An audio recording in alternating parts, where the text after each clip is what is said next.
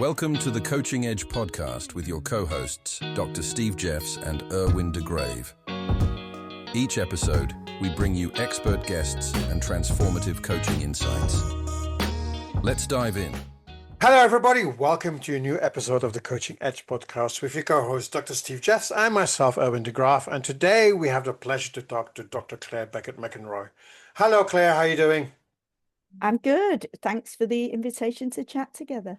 Yeah, well, thank you. And Steve, of course, I always say welcome, of course, as well. So, Clare, we could try to introduce yourself, but you know yourself much better than we do. So, who's Clare? What does she do in coaching? How did she get into coaching? Oh, which question to answer first? So, who am I? So, we tend to always go to career, don't we? So, I'll say something different. I'm someone who wants to enable people and organizations to get the best out of what they're doing, who they are, and their impact in the world.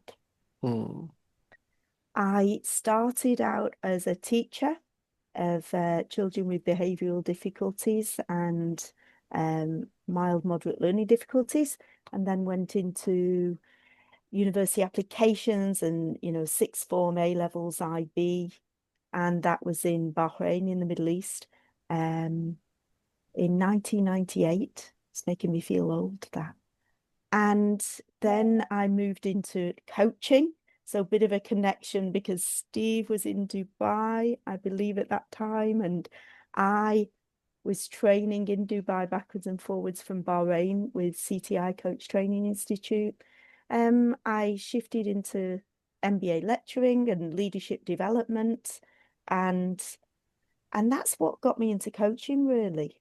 And I now work a lot of work online, but flying quite often to also deliver coach training and training for people who want to supervise coaches as well. Ooh. Interesting. Your early career with working with kids, behavioral difficulties. It's an interesting world to look at. So because if you look at coaching and it's always that people have a certain challenge to solve, and you've done this with kids with behavioral, which is always challenging. So interesting. So how did you make that connection from teaching to go to the business world, leadership and coaching? So I was teaching business economics, so that was that was a little bit of a link. And I went then to be assistant head of sixth form, the 17, 18-year-olds, which was, well, there was one school in London that I was working at before I went to the Middle East, and it was in Barking and Dagenham, and about 3% of the students there went on to university. And then the school I was at in the Middle East, which was a British international school, it was like 3% didn't go on to university, which was for many different reasons, but, super interesting. And the 3% that didn't go tended to, take a gap year and then go. And so really coming from a place of what way can we get the best out of so many students with so many different, backgrounds, and Barking and Dagenham especially then was quite a deprived area. So that comparison got me thinking, there's guidance and counselling in learning. And I did a postgrad in that with Manchester Met. And I was fascinated by the psychology in that. But for some reason, the word counselling didn't quite sit right with me because of the relationship, the sort of leaning on the counsellor. Whereas so many of these kids go into the wording of coaching, they're creative, they're resourceful, they're whole, they don't need fixing. So I just kept thinking that coaching aligned more with career development, be it for teens or anyone else really. And then when I moved from coach training initially with the Coach Training Institute, and then to some of the other schools that I trained with as well, it just seemed to be that those models really landed well with career development. And then working in universities as well with students who are choosing, what to do with their degrees and so forth. The pieces of the jigsaw seemed to fit together well. And there was a thing where I was a member of it was called Biz Ladies, a women's professional network, where they asked me to speak initially. And I felt major imposter syndrome when they said, do you want to join to be a member? And then asked me to lead it. Just because it was like, I am not worthy. Who am I? This teacher, sort of moving into the business world. But then a lot of the ladies were reaching out because they wanted to be coached. And so that was quite interesting. And then pieces of work where people brought me in. So some of the people, Steve knows, there was a big project many years back when BNP Paribas were moving from retail and investment to just investment. It was also tricky because it was during the Arab Spring and their head office was in Bahrain. And again, with that work, there was that piece around, will I be good enough? And then actually the work was gorgeous. The depth of the human element, that personal relationship, and taking into consideration all the things that were happening. It's front and center in my mind at the moment because of what's happening in the Middle East right now as well. Different challenges, but people in chaos and people with uncertainty.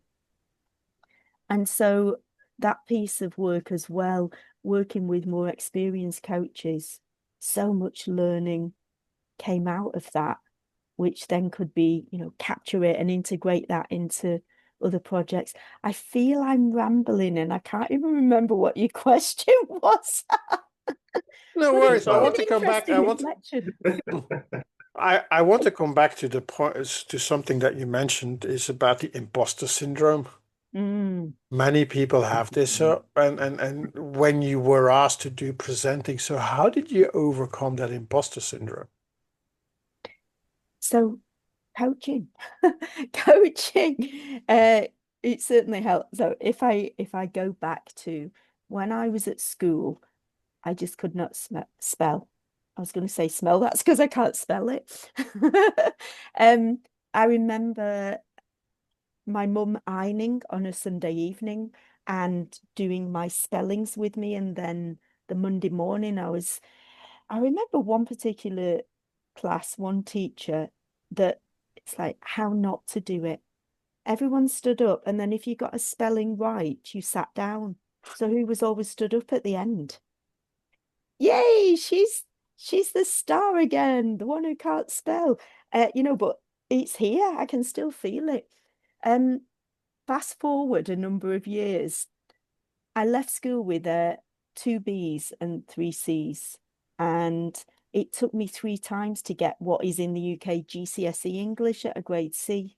I kept getting a D and I had to go to night school to get the C because you can't go on to the next level without it.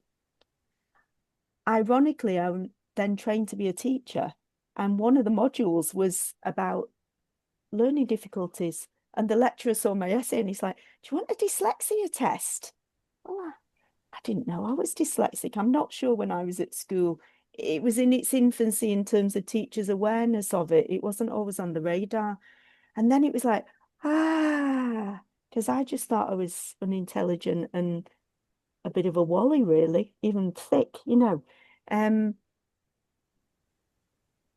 Coaching definitely helped with that because it was that thing of connecting with strengths, and realizing that so many significant incidents over time and so many triggers were because of that, but I wasn't aware of it at the time.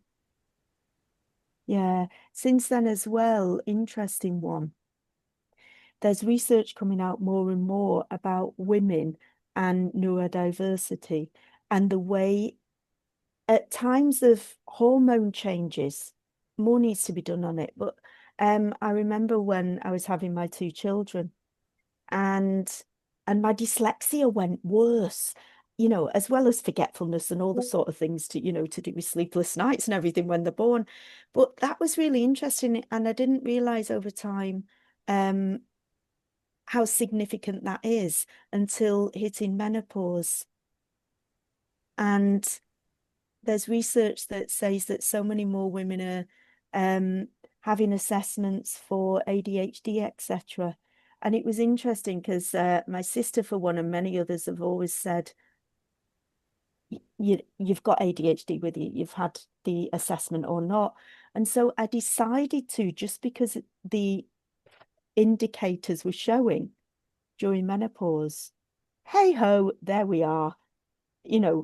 Quite often dyslexia and ADHD are connected.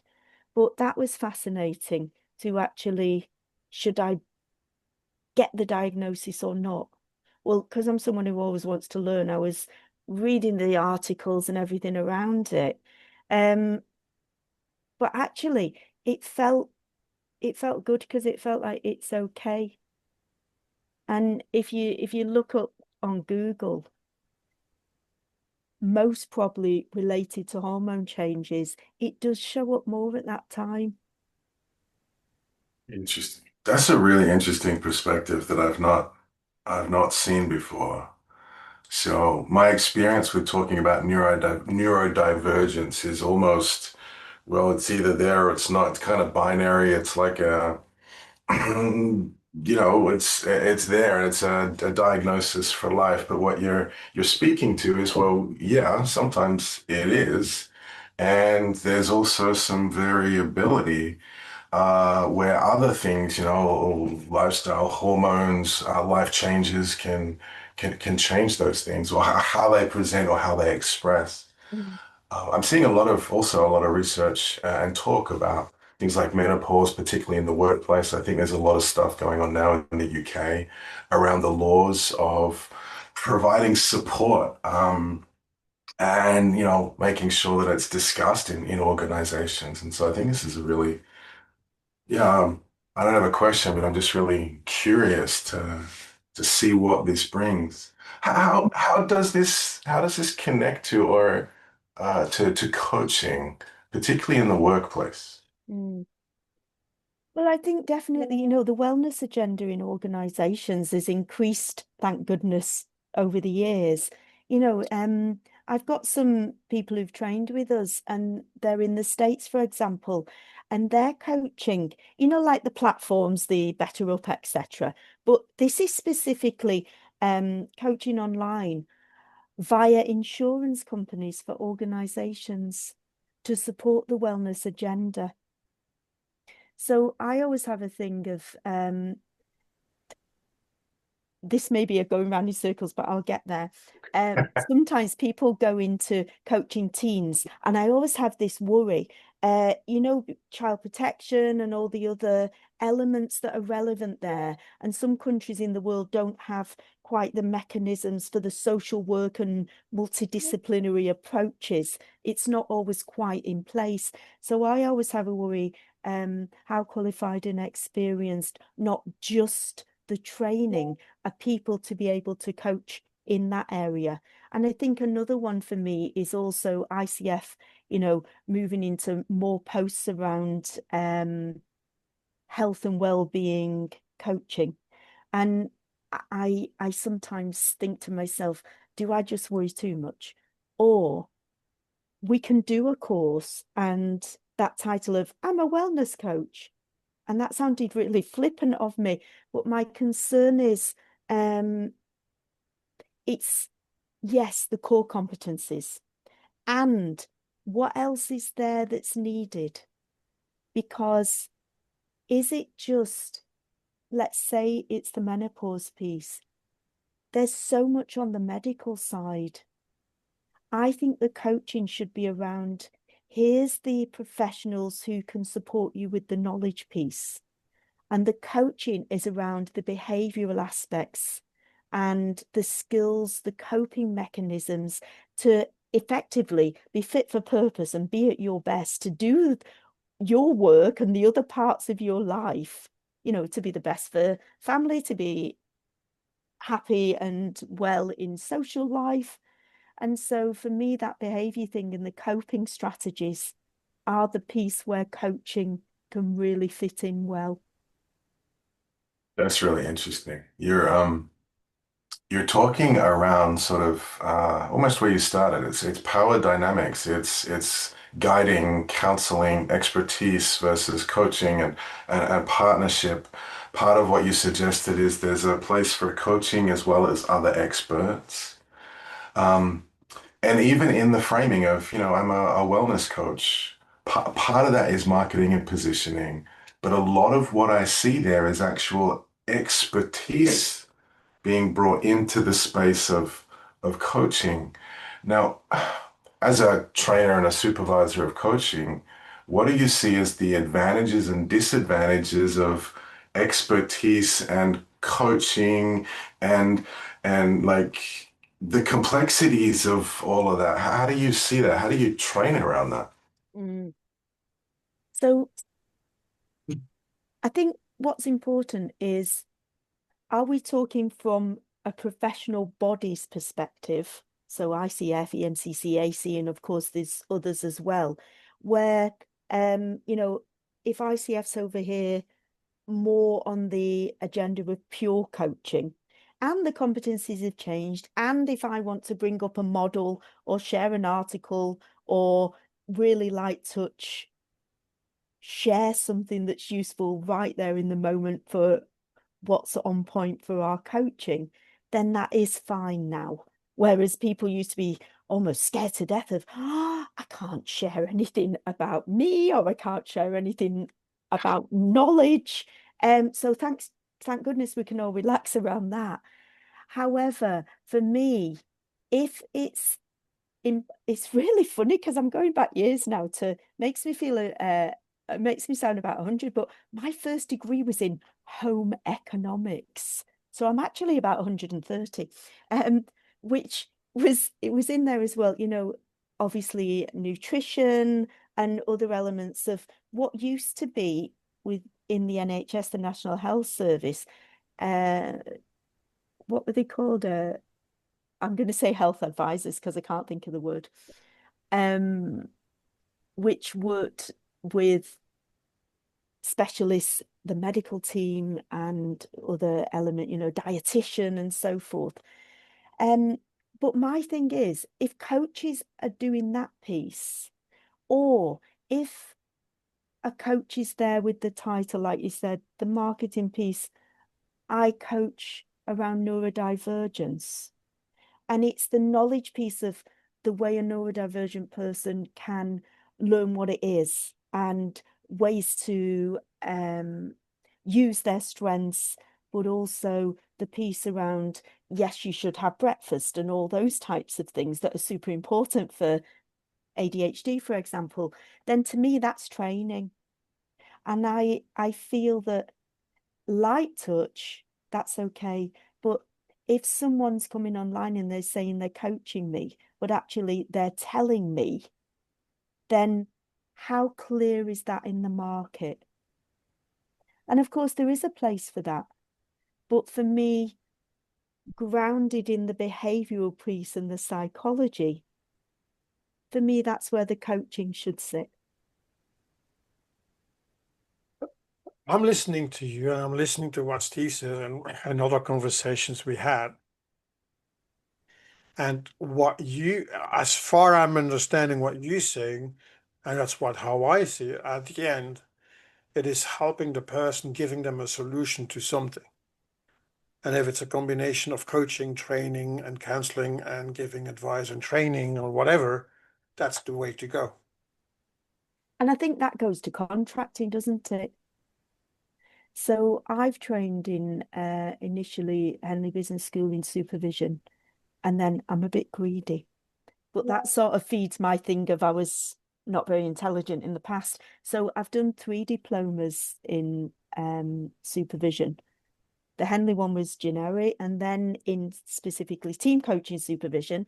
And then the last one Skopilos in Greece, you know, the Mamma Mia island, with Robin Schocher, who's one of the creators of one of the famous supervision models, the seven-eyed model, with Peter Hawkins. And that was a retreat last year around spirituality and supervision, as you know, getting supervision out into the world for any professional. And I think for me, as long as we contract, even contracting in the moment with a client, this feels that it could be mentor coaching. This feels that it could be a little skill drill, or supervision may be more useful right now for the topic you brought and how we're working together, as opposed to pure coaching. And do we really have to name it anyway? As long as we're both clear what we're doing and we've contracted for it, do we worry too much about names and putting things in a box, especially in a profession that isn't regulated? It's a good question. I see, well, to be honest, this is only a conversation I see coaches having. I don't see clients talking about, is this coaching, is this mentoring, is this guiding, is this whatever it is. What I see is clients coming in with a question that, there's a gap of somewhere they want to get to, something they want to know or apply to create something different, to create some change. And so I see clients coming in with a question, and then I see coaches like tiptoeing and backpedaling and dancing on eggs and juggling all of these things and showing up often quite level one, I guess we call it, NCTI. They're in their own mind. What can I say? What can I not? That imposter syndrome kind of comes back in. Who am I to do this? Who am I to not do this? And there's this whole gamut of stuff going on inside the coach's head, and the client's sitting there going, but what about this thing that's important to me? Totally. Yeah. And actually, if a coach is there in their level one, with all that, they're not over there with the client. And so the presence is affected. There's two other things I'm thinking. One is, so many leaders, C-suite, and they've done their MBAs and they've done their psychometrics a million times, and they're clear of their purpose and so forth. Quite often what I'm finding is a supervisory space is super useful for them. A space where it's a professional sounding board, and sometimes neither of us know the answer, and we'll just work through the not knowing and maybe even stay in that or get to somewhere where we know together. But the other thing you mentioned as well, Steve, is, that worry piece, especially for new coaches, when they say, oh, you can't talk about anything in the past. But actually, even in our conversation right now, there's stuff in my rucksack that I'm not leaving that outside the door, because it's totally relevant if someone's coaching me. So psychodynamically, someone's got fear of X, Y, or Z. If we don't go to, for example, what are your first experiences of that? And then, of course, we bounce back into the moment. And now you've reflected on that. What's coming up for you right now?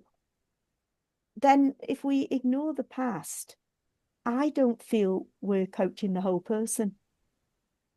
Well, chronologically, we're not. We're coaching the present person or possibly the future person. But yeah, if we're choosing to not go somewhere, particularly through fear, and I think there's a real subtlety with things like the past. Mm-hmm. I like to say, look, we can look at the past, and actually we should, but let's not go back to the past. Like, we don't want to go back in and recreate it and try to be in this imaginary place of where we're not. To me, I mean, one of the things I love about coaching is it presences us to what's here. And part of what's here is what we remember or what we tell ourselves about what happened back then. The story is here. We absolutely can and should explore that within the context of the topic and the design and the contracting. I think that's really important. Yeah. Makes me think as well about that other fear around leading. You can't have 100% pure non-directive, because if I've been trained in a systemic way And I say, what other parts of your life does this show up? I'm actually leading you to think about other parts of your life, as opposed to, a solution focused way. What do you want to do with this? And when will you do it? So there isn't pure non-leading.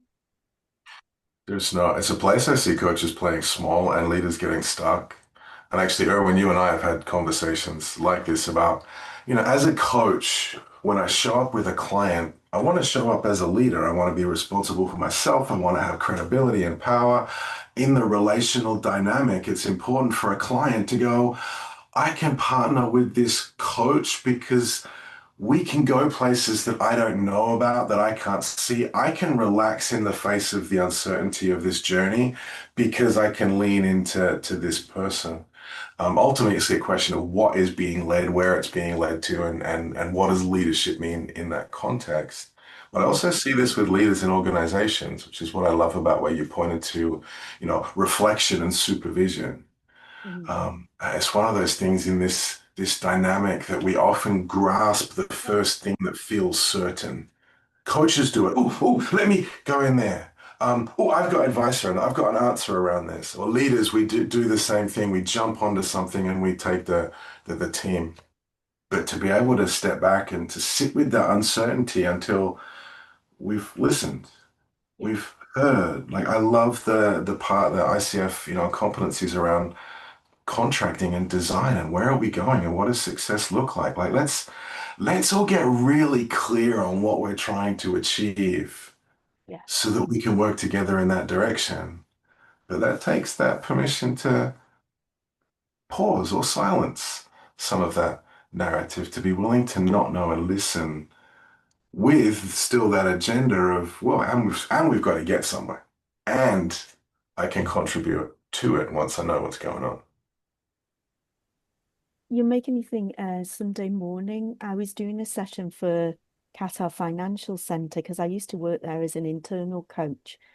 And it was about crisis and uncertainty, not only for QFC staff, but for the companies that are registered under them.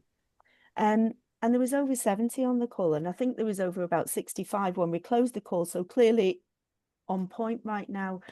But some of the questions that were coming up there were just amazing, beautiful. The thing of a leader saying, is it okay for me to be vulnerable?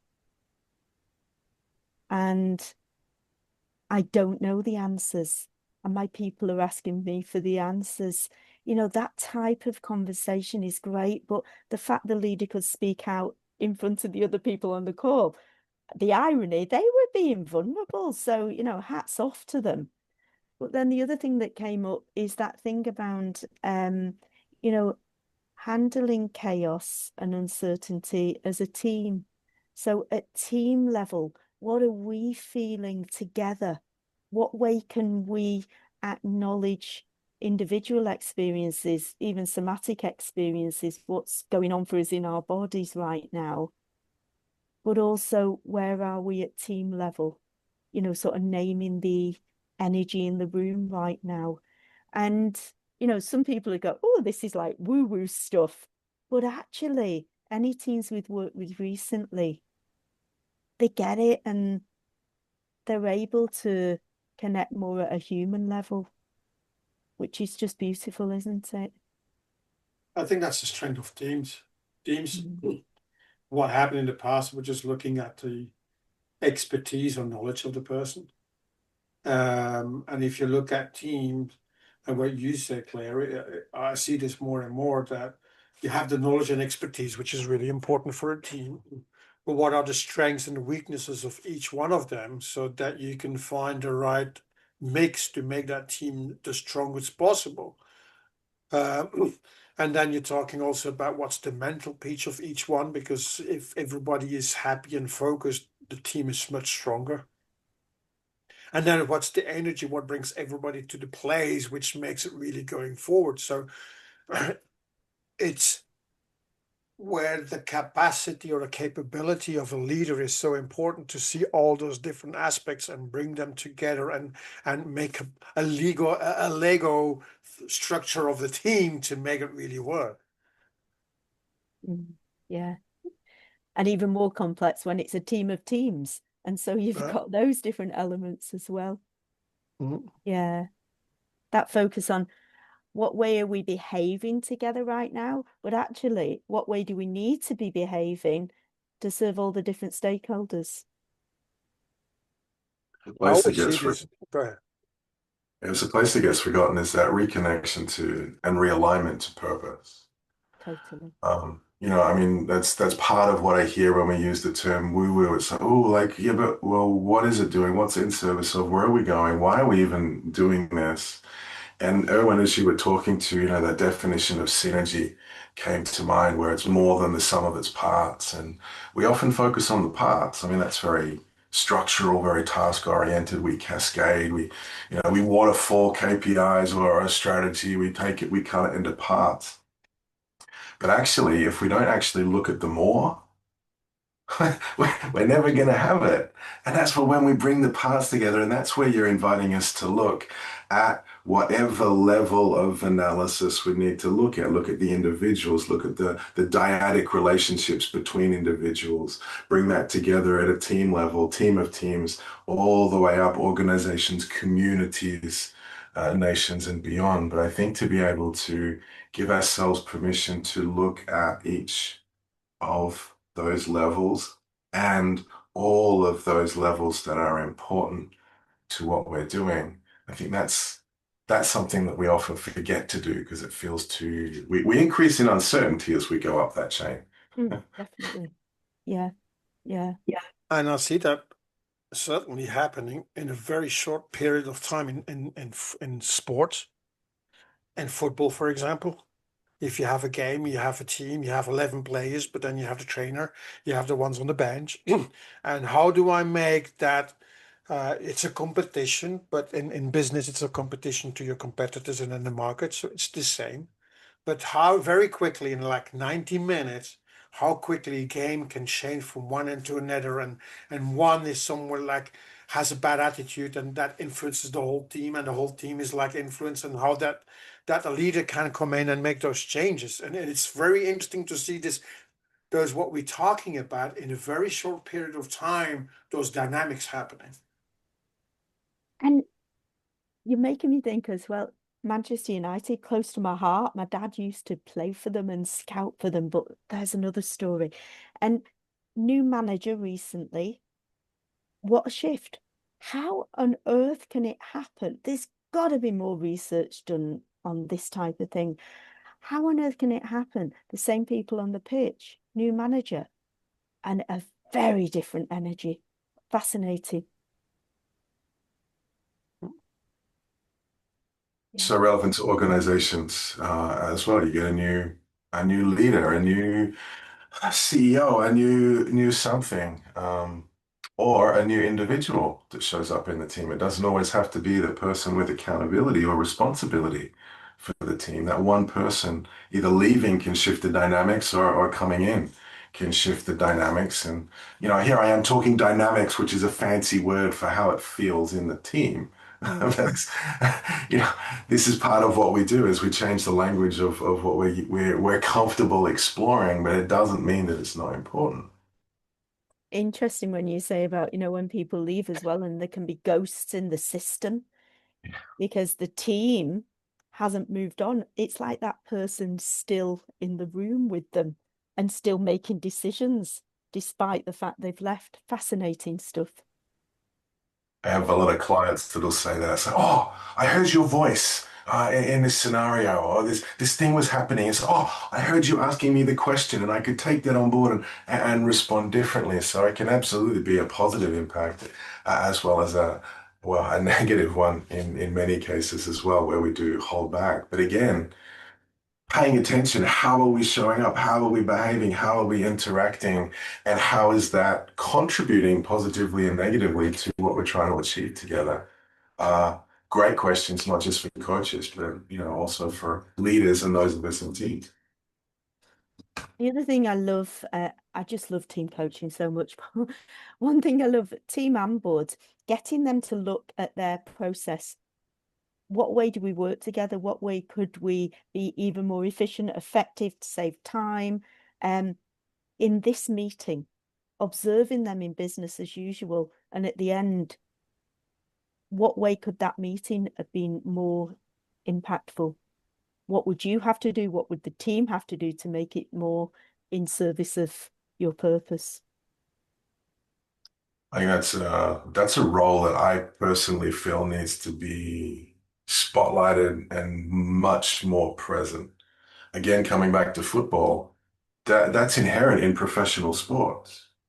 You play the match, you watch the match afterwards, you do a play-by-play. You go, what were we trying to achieve here? What was important? How did we show up? What was the play that we were looking to run? How did the opposition respond to that? How did we respond to their response? What can we learn from this? Not just what do we do right and wrong and who's to blame, but what can we learn from this? How can we apply that knowledge as we go forwards? But to be able to, I mean, we do it in workshops. We have an activity. We debrief the activity.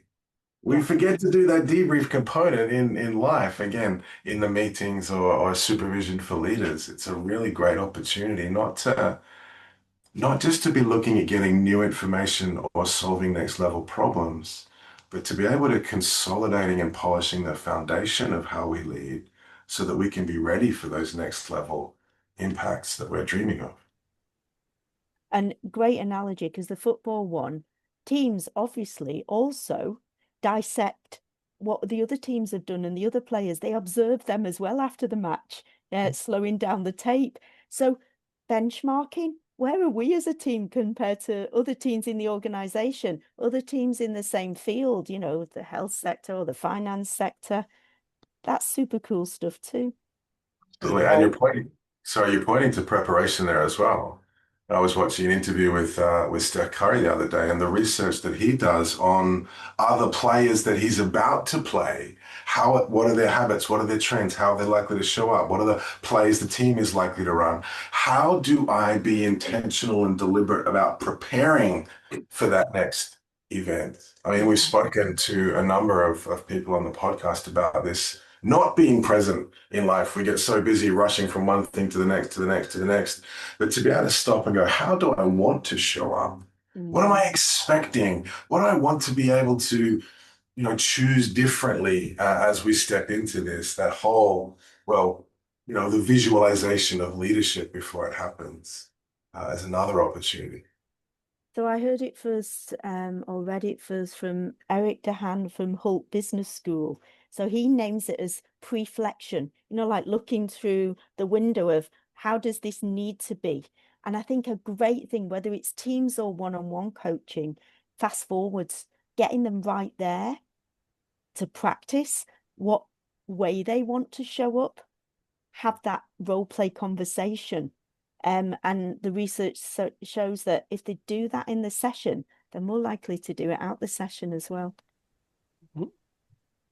Another thing that I think very quickly that we should touch upon is we're talking about leaders and about their team, and we're looking inwards, but we forget to look at outwards. And that's again going back to the football, how managers are protecting the team from the outside and protecting them. So how is a leader also looking at the team? How should I protect my team from the outside so that they're going to be at their best?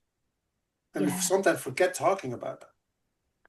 So you've taken me back to, it was a team in Qatar, and we didn't have a lot of space. We were in a boardroom, but everyone had their mugs. This is my favorite yellow mug. And so we were placing each of them and each of their stakeholders on the table. But this bit, clearly mugs are designed for this purpose, was where are they facing? So that one's facing out. This leader of, that director is looking in. Where's the focus? Where does the focus need to be? And so just using that sort of arrow with the handle of the cup, and then meta view. Where does our focus need to shift to over the next 3, 6, 9 months? How close are the mugs? How far away are the mugs? Systemic constellations, but with mugs on the table. Simple yet profound. I love this concept of constellations and metaphors and how do we view this through a different lens? And just for a team to be able to go, well, actually, there's no one looking over here, and there's like 8 people looking over there. Do we need 8 people looking over there? And then all the questions that starts to emerge, like, well, what does that mean for communication? What does that mean for trust? Well, what does that mean for, all of these other things? But just to be able to have that meta view and get on the outside and help people be, well, coach-like is the word that wanted to come out, but curious, to not know and then to be willing to look and have that discussion. I think that's really cool. Mm. And a big one that always comes out is risk. What are we not looking at? Who's not at the table that should be in this conversation? Mm. Love it. So Claire, we've been talking about what's going on, but look a little bit into the future. What do you see coming in coaching and in general, certainly in coaching for the future? I think definitely what we've said, a blend of what is needed with this leader for what they need to focus on today. And I think a lot of coaches need to be even braver and contract around that, because the world's getting more complex and team of teams work, definitely, so that it can impact the whole organization. I think, have you got 3 hours? I think more supervision. So one project we've got some internal coaches, and then we're a team of external coaches. And then I provide supervision for the coaches on the project.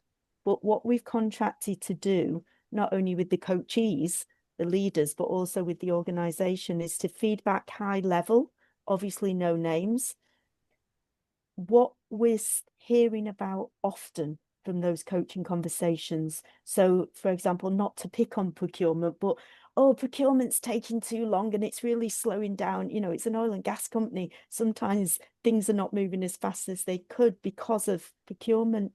So in that respect, feeding that back into the organization, the individual coaching sessions are helping to change the wider system. And I think even more of that type of work needs to take place. And then that piece, the way supervision also obviously supports coaches in terms of them resourcing and then restoring, and the business side of the work as well. A lot of programs don't cover the business piece. I love it. There's it's kind of where we started. You referenced the ICF definition of coaching around partnership.